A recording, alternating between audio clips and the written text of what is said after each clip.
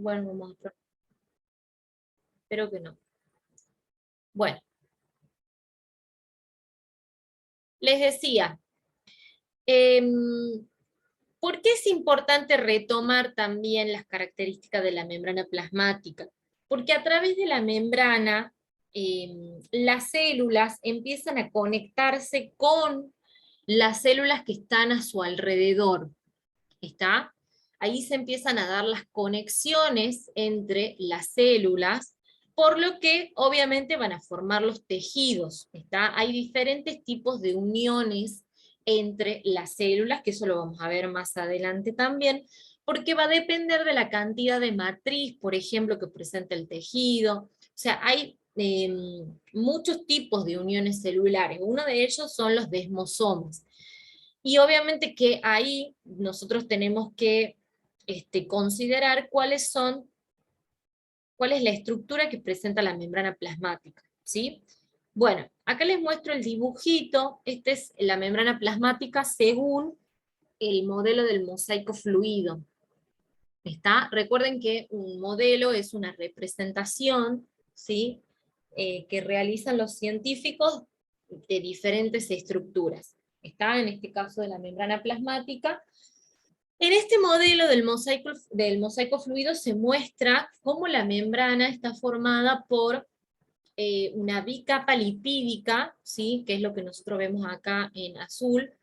Eh, Estos fosfolípidos tienen una parte, una cabecita que es hidrofílica, ¿sí? Es decir, que va a tener afinidad con el agua, acá lo menciona también, y una cola, ¿sí? Que está en el interior de esta bicapa, que es hidrofóbica, es decir, que no tiene afinidad con el agua. ¿Está? Obviamente que no es casualidad que esta cabeza hidrofílica esté en contacto con el exterior y con el interior, porque si no, imagínense que la molécula de agua ni se podría acercar para el paso no se podría acercar para el paso al interior de la célula, ¿sí? Entonces necesariamente esa cabeza hidrofílica tiene que estar en contacto con el exterior de la célula y con el interior también. Y en el medio tenemos esa colita, ¿sí? Que no tiene mucha afinidad con el agua.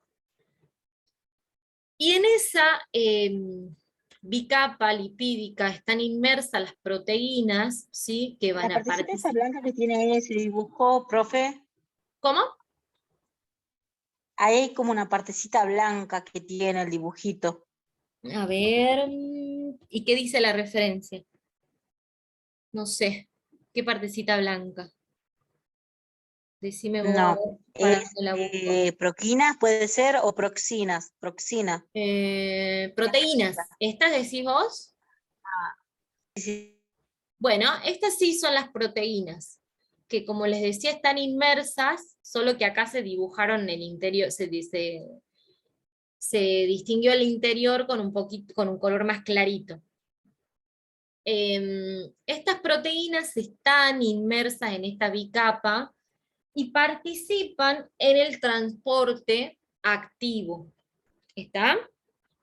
Algunas sustancias pueden pasar así sin gasto de energía, que ya vamos a ver qué tipo de sustancias y qué tipo de transporte se puede dar, y algunas necesitan la participación de las proteínas para poder pasar, ¿sí? Y después encontramos acá los glucolípidos, ¿sí? Que son estas cadenas de hidratos de carbono, que también, como les decía, participan en, en la interacción que se dan con otras células. ¿Sí? Bueno, estas liñitas amarillas que vemos acá están formando parte de los filamentos del citoesqueleto, o sea que este sería el interior de la célula, ¿sí? Y esta sería la parte externa de la célula, el medio extracelular, y acá tenemos el medio intracelular. Porque los filamentos del citoesqueleto, bueno, están formando parte del citoplasma, ¿sí? Bien, ¿se entiende hasta acá? Sí, profe. Bien, el dibujo que ustedes presenten, recuerden que tienen que tener todas estas referencias, ¿sí? Se tiene que notar bien. los lípidos, las proteínas y demás. Ok. Muy bien. Bueno, yo les muestro como ejemplo para que ustedes lo tengan en cuenta. Bien, de ahí pasamos a los tipos de transporte, que ahí también me preguntaban hace un ratito. Nosotros podemos, que yo les pido en la consigna, en realidad dice un esquema, ¿sí? Podemos hacer un esquema conceptual. No sé si alguien lo pudo hacer para mostrarme. Yo les dejo compartir la pantalla si quieren. ¿Se acuerdan que la vez pasada les había sugerido que ustedes me puedan mostrar lo que van haciendo? Profe, yo lo que pasa, encontré un ejemplo de esquema, pero en Ajá. internet. Bueno, después entonces si nos queda un rato lo mostramos, así volvemos a retomar el tema, ¿sí? Bueno, Pero si querés podés ir revisando si tiene todo lo que vamos a mencionar ahora. Y bueno, y si algo que no mencione yo, lo podés mencionar ahí si aparece, ¿dale? sí. Perfecto. Bueno, básicamente, les iba a decir que acá tenemos, no se realizó un esquema, pero se hizo un cuadro comparativo que también es válido, ¿sí? Pero bueno, básicamente nosotros podemos diferenciar dos tipos de transporte de sustancias a través de la membrana plasmática. Porque imagínense que, bueno, la célula es un sistema abierto, ¿sí? ¿Qué quiere decir eso? Es un sistema donde hay un constante intercambio de materia y energía con el medio, ¿sí? Es decir, que a la célula necesariamente tiene que ingresar materia, ¿sí? Y en los distintos procesos que se dan, por ejemplo, si mencionamos alguno como el proceso de respiración celular, que es un proceso que realiza la célula para obtener energía, básicamente, donde está involucrada la glucosa, donde está involucrada el agua también, el oxígeno. En ese proceso se libera energía. ¿Está? Y obviamente que también se eliminan algunos desechos. Entonces, como les decía hace un momentito, en la célula hay un intercambio constante de materia y de energía. La célula necesita materia, elimina materia al medio también, y como todos los seres vivos también necesita de energía. ¿Está? Entonces, bueno, para que se den esos procesos, como el proceso de respiración celular, necesita dejar pasar algunas sustancias. Es por eso que se dan diferentes tipos de transporte a través de la membrana. Según la característica que tengan las sustancias que va a entrar o que van a salir, vamos a tener dos tipos de transporte. Por un lado tenemos un transporte pasivo, ¿sí? Que es el que tenemos acá,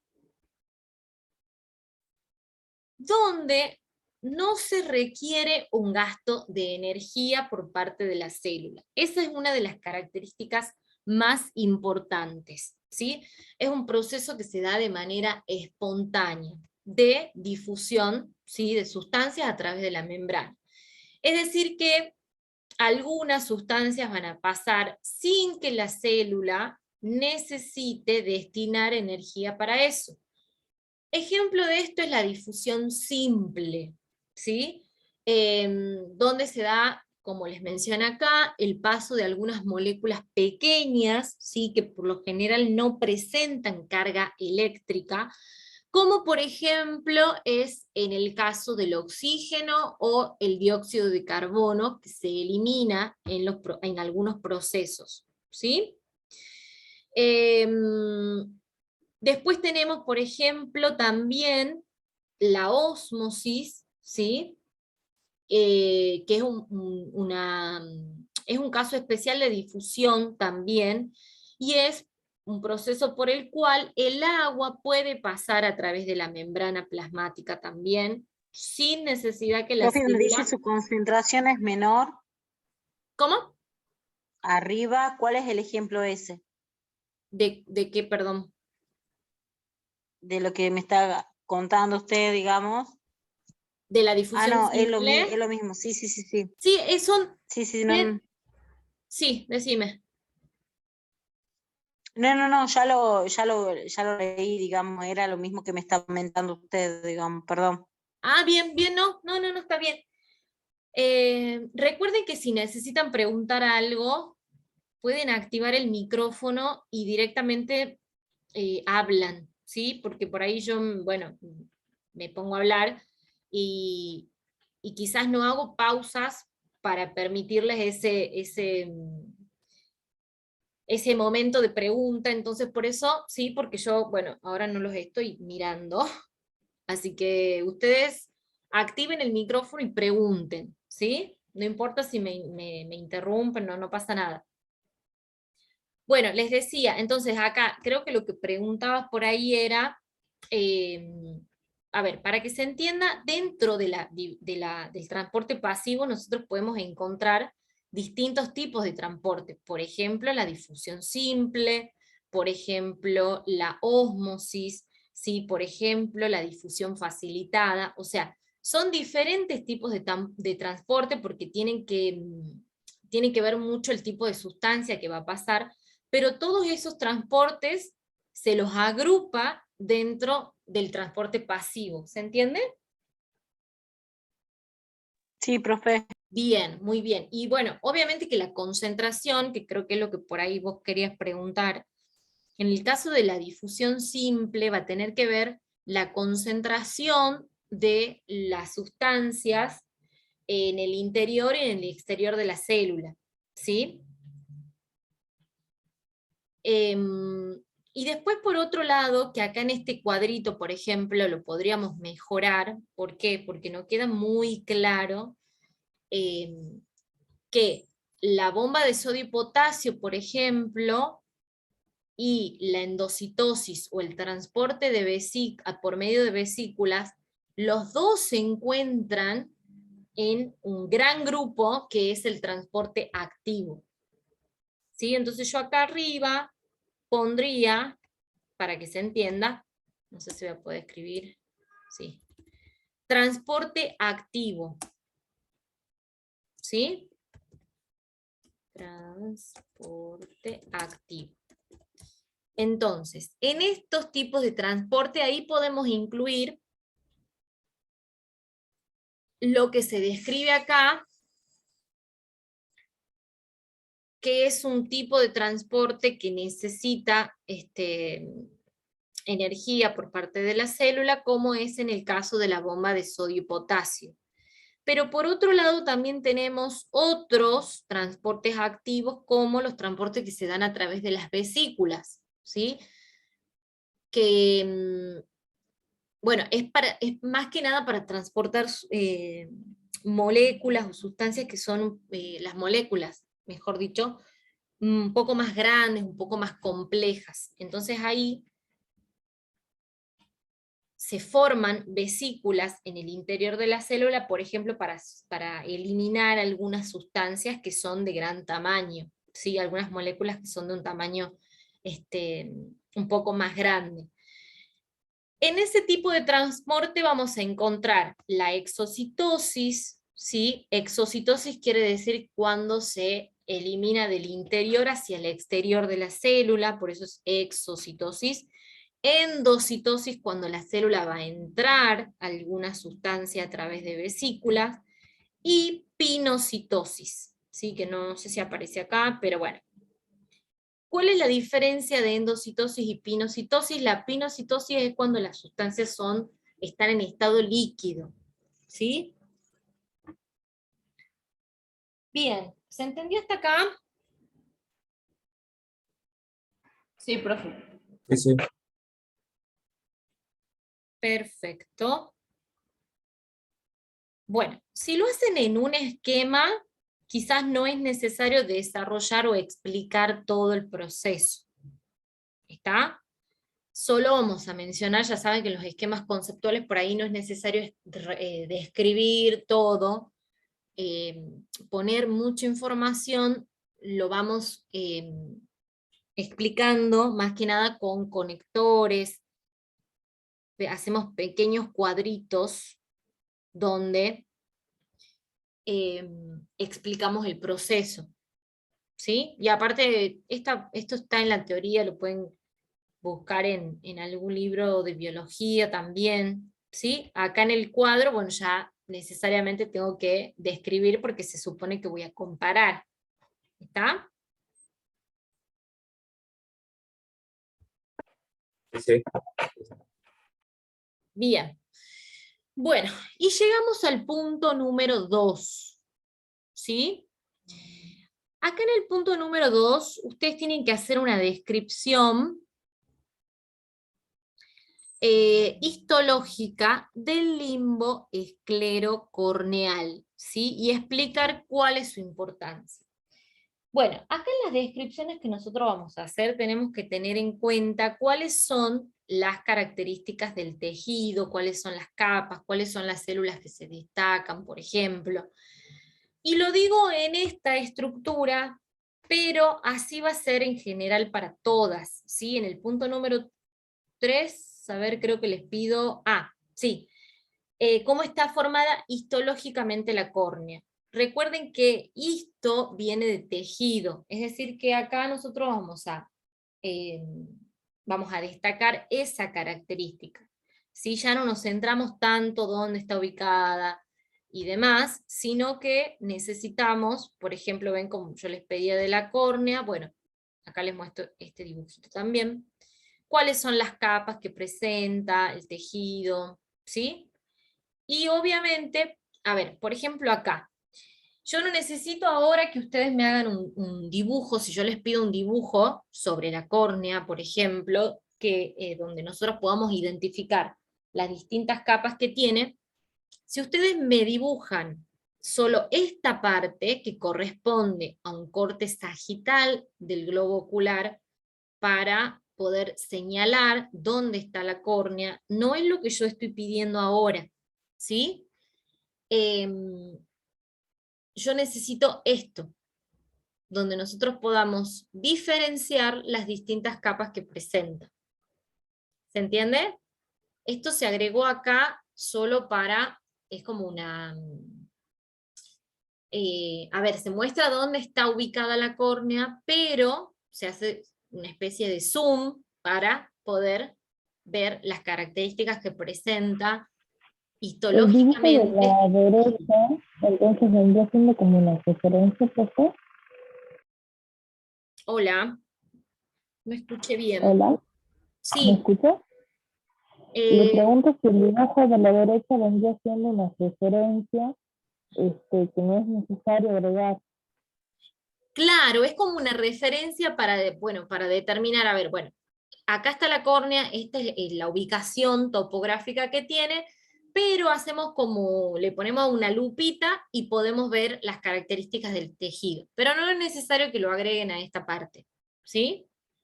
Porque, bueno, nosotros ya sabemos dónde está la córnea. Ahora, lo que sí, bueno, hago esa aclaración porque, bueno, muchas veces me presentan el dibujo del corte sagital ubicando como referencia, teniendo como referencia, perdón, la ubicación de la córnea, pero no es lo que trabajamos ya en histología, ¿sí? Lo mismo Profe, que se va con... a cortar. Sí, y sí, en algún momento vamos a cortar. No, Pero sí, pero quería pasar a otras preguntas porque ya lo vimos esto la semana pasada. Es como, ¿me entiende? claro, No quiero ser mala con mis otros compañeros, pero bueno, la vamos semana ahora. pasada vimos toda esa parte.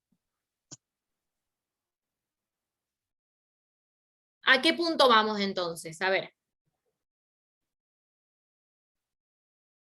Más que nada quedamos en los últimos dos, digamos. En los Los últimos últimos puntos. dos. Ok. Bueno, que son estos. Acá terminaba. ¿O me estaría faltando acá? ¿Por qué la córnea es Sí, serían... avascular? ¿Acá quedamos? Sí, profe, esos son los últimos. Bueno, entonces llegamos bien. Perfecto. Les muestro el dibujo, ¿sí? Del limbo esclerocorneal.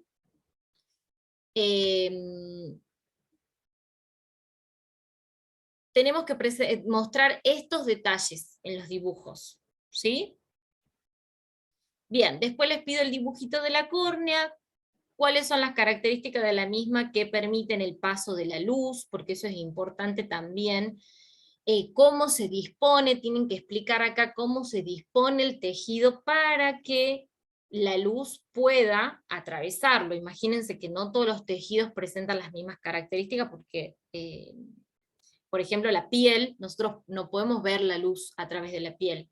Entonces la córnea tiene estas particularidades, ¿sí?, en sus distintas capitas para que